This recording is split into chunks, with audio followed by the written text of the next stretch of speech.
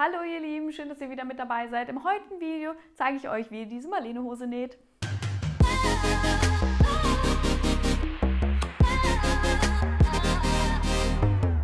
Wir schließen jetzt als erstes die Abnäher. Wir haben im Vorderteil einen Abnäher und im Rückteil jeweils zwei Abnäher. Dafür legt ihr euch die Knipse aufeinander und näht dann zum Punkt hinaus.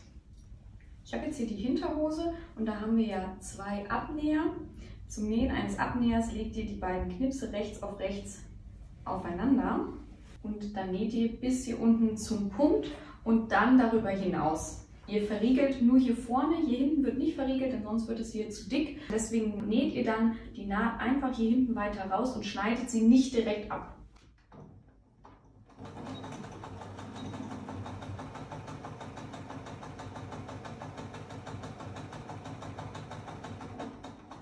Ihr näht also ein paar Stiche mehr und erst dann wird abgeschnitten.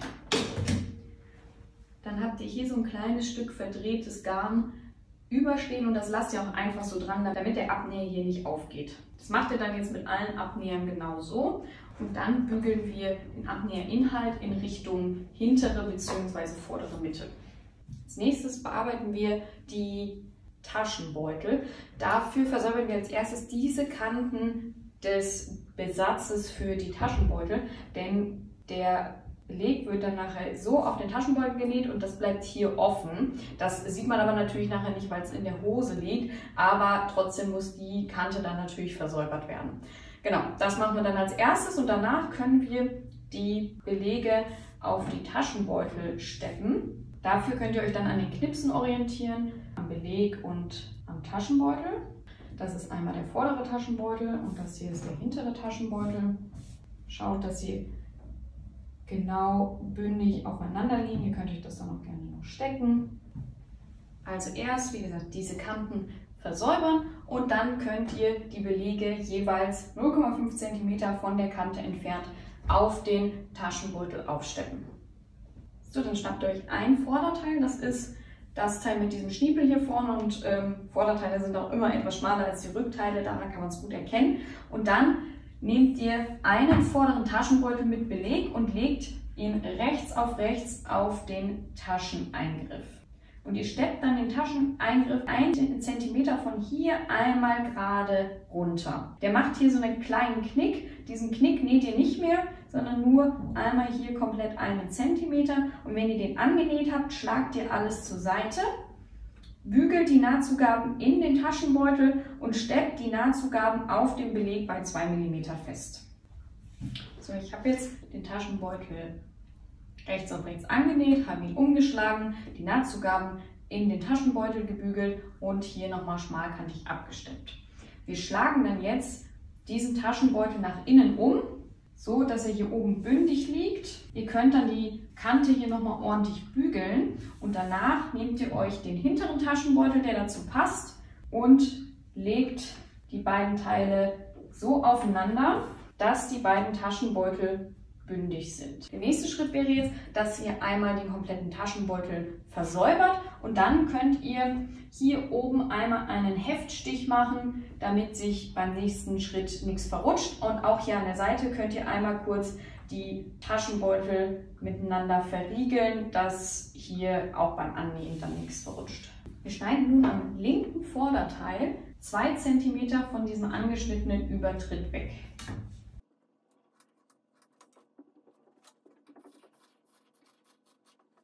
Dann versäubern wir als nächstes sowohl die Seitennähte als auch hier komplett die vorderen Kanten. Das machen wir dann auch an der Hinterhose. Wir legen uns jetzt die beiden Vorderteile rechts aufeinander und schließen hier das kurze Stück Schrittnaht bis zur Markierung hier oben. So, wir haben ja jetzt die Schrittnaht hier geschlossen. Ich habe hier den angeschnittenen Beleg einmal nach innen umgebügelt. Hier ist ja ein Knips. Da bügeln wir einmal den angeschnittenen Beleg nach innen um. Und dann nehmt ihr euch euren Reißverschluss, macht ihn zur Hälfte auf. So, ich drehe das mal einmal auf rechts. Also wir haben jetzt die Hose auf rechts. Hier ist die rechte Vorderhose mit dem angeschnittenen Beleg und hier haben wir das kürzere Stück.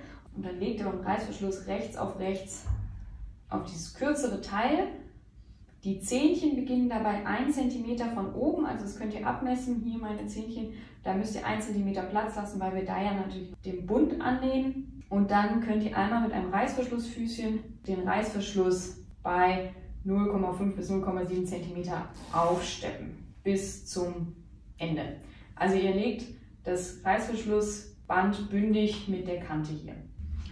Als nächstes verstürzen wir dann den Wäscheschutz. Dafür nehmt ihr euch die beiden Teile, legt sie rechts aufeinander und dann schließt ihr einmal diese und die geschwungene Naht bei 1 cm. Dann wird das Teil gewendet und gebügelt und dann nehmen wir den Wäscheschutz auch schon an den Reißverschluss an. So, der Wäscheschutz ist jetzt verstürzt und gebügelt und dann versäubern wir jetzt einmal noch diese Kante gemeinsam. So, der Reißverschluss ist jetzt an der kurzen Seite hier angenäht und jetzt schnappt ihr euch euren Wäscheschutz und legt diesen genau da drauf. Also so, dass hier oben die Kante vom Wäscheschutz und von der Vorderhose bündig ist. Der Reißverschluss steht hier natürlich noch ein bisschen über, weil wir ja gesagt haben, die Zähnchen beginnen 1 cm unter der Kante. Also legt ihr den so auf euren Reißverschluss und steppt auch den Wäscheschutz einmal bei 0,5 bis 0,7 fest. Wenn ihr hier Probleme mit den Schieber habt, ich würde ihn hier so weit wie möglich runter machen und wenn ihr am Schieber vorbei müsst, lasst ihr die Nadel im Stoff, macht das Füßchen hoch und dann könnt ihr so hinter einmal den Schieber hochschieben. So sieht das jetzt aus. Also der Wäscheschutz hängt jetzt hinter dem Reißverschluss. Wir steppen jetzt noch einmal hier die Kante ab. Dafür würde ich mir die Kante einmal ordentlich bügeln und dann einmal schmalkantig absteppen. Denn sonst kann es immer mal gern passieren, dass das Stück Stoff hier im Reißverschluss hängen bleibt. Wir haben jetzt den Reißverschluss angenäht. Hier ist der Wäscheschutz dahinter. Ich habe hier dann jetzt nochmal abgesteppt. Und als nächstes legt ihr die beiden Vorderhosen rechts aufeinander. Und zwar so, dass die beiden Knipse, die hier vorne sind, aufeinandertreffen. Das könnt ihr euch auch gerne einmal kurz fixieren, damit nichts verrutscht. Und dann liegt der Reißverschluss hier zwischen. Und wir steppen dann jetzt den Reißverschluss knappkantig auf diesem Stückchen Stoff fest. Dafür würde ich mir den Reißverschluss einmal feststecken. Schaut, dass ihr beim Feststecken nichts verschiebt, also dass hier wirklich beide Teile ganz glatt aufeinander liegen. Und dann einmal umdrehen, könnt ihr den Reißverschluss mit dem Reißverschlussfüßchen hier auf dem Untertritt feststecken.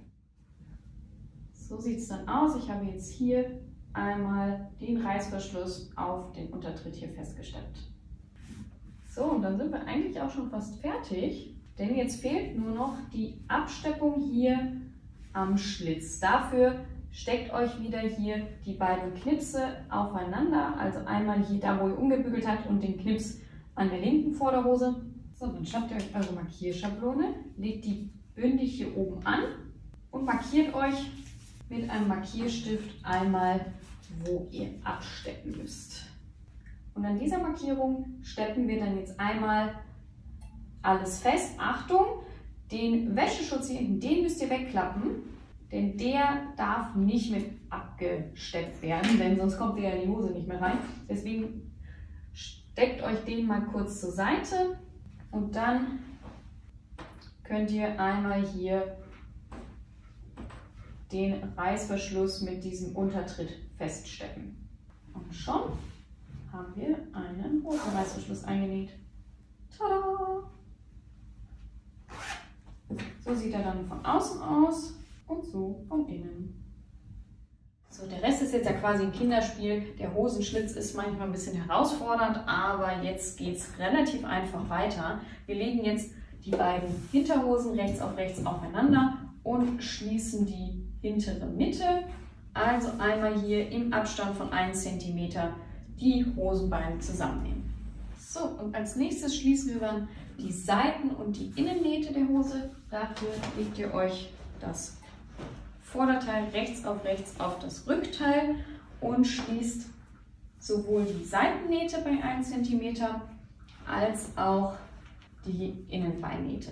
Da könnt ihr einmal hier im Innenbein rundherum von der einen zur anderen Seite. Achtet darauf, dass die Schrittnähte auseinandergebügelt sind und auch beim Nähen auseinander bleiben.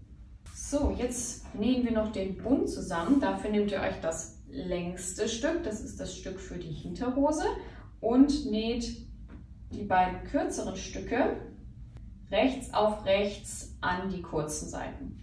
Und das wird dann jetzt rechts auf rechts auf den Bund gelegt und dann hier bei 1 cm an. Auch an der anderen Seite. Ach ja, ich habe vorher noch die Bundteile einmal in der Hälfte gefaltet und gebügelt. Das solltet ihr definitiv auch vorher machen und dann halt die kurzen Seiten bei 1 cm schließen. Bevor wir den Bund an die Hose annähen, versäubert ihr einmal eine Längsseite des Bundes. Wir stecken dann jetzt den Bund auf die obere Kante. Wir haben für das Vorderteil ein etwas längeres Stück und ein kürzeres Stück am Bund. Das längere Stück gehört zur linken Vorderhose und das kürzere Stück zur rechten Vorderhose. Also stecken wir dann so den Bund dran, dass wir ihn rechts auf rechts auf die Hose stecken und dann bei 1 cm festnähen. Dafür macht ihr dann die Hose auf und steckt den Bund 1 cm länger als die obere Kante fest. Also ihr habt hier dann am Ende 1 cm überstehen. Ich habe den Bund jetzt hier an die obere Kante angesteckt. Hier haben wir 1 cm überstehen und dann starten wir einfach hier im Abstand von 1 cm und nähen den Bund fest. Wenn wir den Bund angenäht haben, schlagen wir dann den Bund einmal nach oben und klappen ihn dann am Umbruch nach unten. Das sieht dann so aus und dann nähen wir jetzt hier genau an der Kante hier vorbei einmal die kurze Seite schließen. Das sollte mehr oder weniger 1 cm sein. Es kann aber natürlich sein, dass sich das hier ein bisschen verrutscht. Wichtig ist, dass ihr hier genau einmal gerade hochnäht. Ihr könnt dann jetzt hier die Ecken noch ein wenig verschneiden und dann den Bund wenden. So sieht das dann aus. Ich würde mir jetzt die Nahtzugaben einmal nochmal ordentlich in den Bund bügeln und danach steppen wir dann den Bund ab. Von innen sieht es jetzt so aus, von außen so, und wir steppen dann gleich einmal hier knappkantig ab, nachdem ihr gebügelt habt.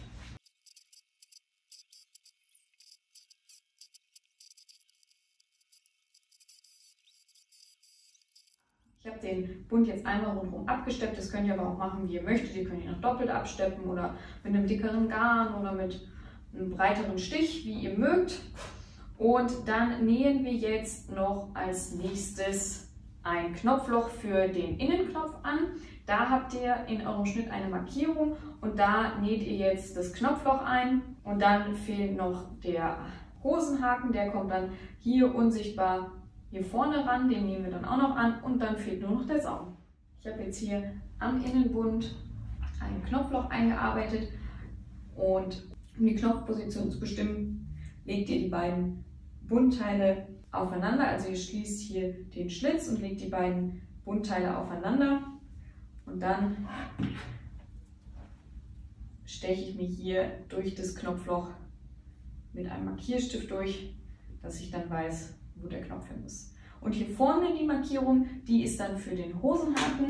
Dafür haben wir 2 Teile und dann kommt der Haken so hin, wo die Markierung ist und entsprechend als Gegenstück dann das zweite Teil auf die gegenüberliegende Seite.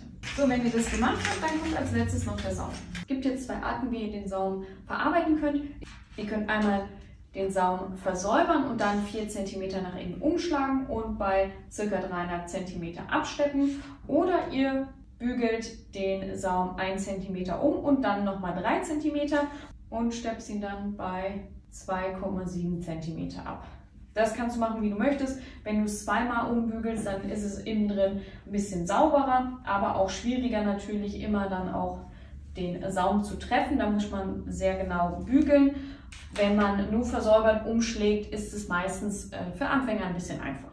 So, die Hose ist fertig. Wenn ihr, wie ich, das Problem habt, dass euch diese steil stehenden Taschen immer ein bisschen aufstehen, würde ich euch empfehlen, einmal weiter unten einen Riegel zu setzen, dann gehen die Taschen weiter zu und liegen besser an der Hüfte an. Das ist immer ein bisschen figurschmeichelnder, würde ich sagen, damit man nicht so breit aussieht von vorne. Und sonst, ja, wenn ihr noch Fragen oder Anregungen habt, schreibt mir gerne an christina@bara-studio.com und ich freue mich natürlich auch, wenn ihr meinen Kanal hier abonniert und mir einen Daumen hoch gebt.